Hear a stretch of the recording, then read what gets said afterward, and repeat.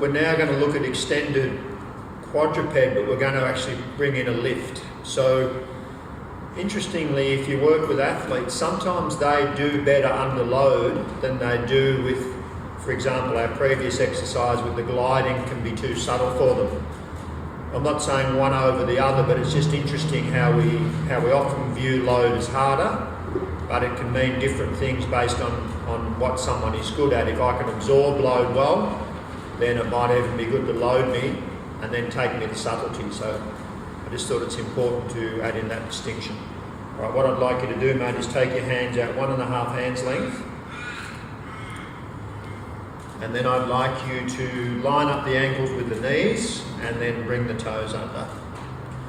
So now again we're loaded between the ball of the foot and the hands, and it's important that we understand that a big part of the intelligence of the foot is the push through the first and fifth knuckle.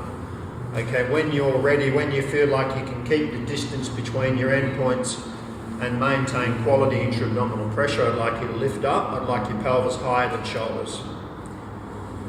Now the other common thing I see online, just a little bit higher, mate, is people trying to keep their spine like a coffee table when they're lifted. That puts too much load on the rec fem. So when we go higher, we get the entire hip complex, including the quad. How do we know that? Because that's what the baby does. Okay.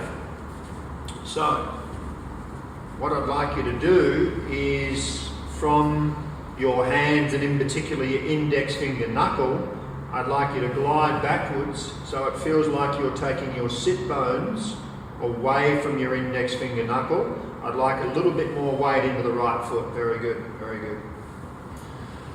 The other way to consider what Jordan's doing right now is he's taking his groins away from his armpits. So it's two ways of saying the same thing in order to get a good effect in terms of the gliding motion. Now, feel like you're releasing that forward, mate. So feel like the crown of the head's going towards the front wall, and that like the length of your spine's following the crown, and you've got crown, diaphragm, pelvic floor as a line. Okay, that's quite beautiful. Good, good, good. Now, this is a true plank, guys, in that sense that Jordan's come out into this plank push-up position without falling through, particularly in the two soft curves of the spine, the cervical and the lumbar. All right, second one, mate, I want you to keep that length and glide it backwards again.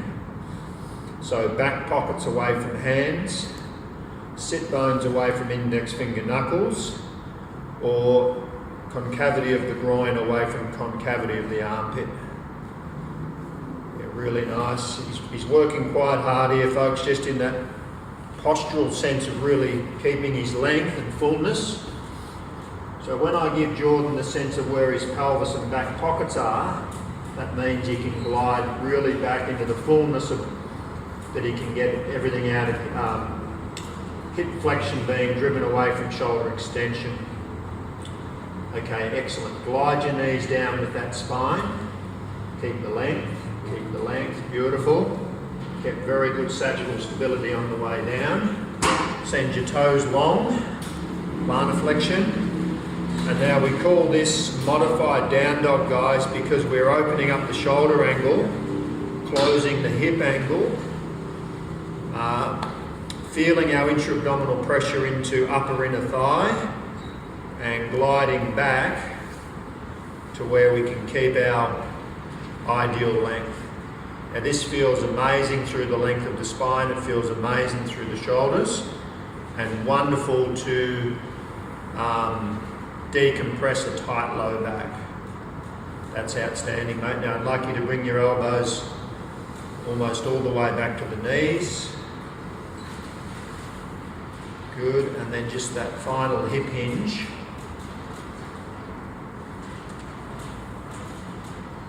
Now you can bring the elbows back in a graded sense. If someone's quite tight, you might start just halfway back. Jordan already was a long way back, so there was a good opportunity to bring the elbows almost straight away to the front of the knees. This position is called Sphinx, after the Egyptian pyramid of the same shape.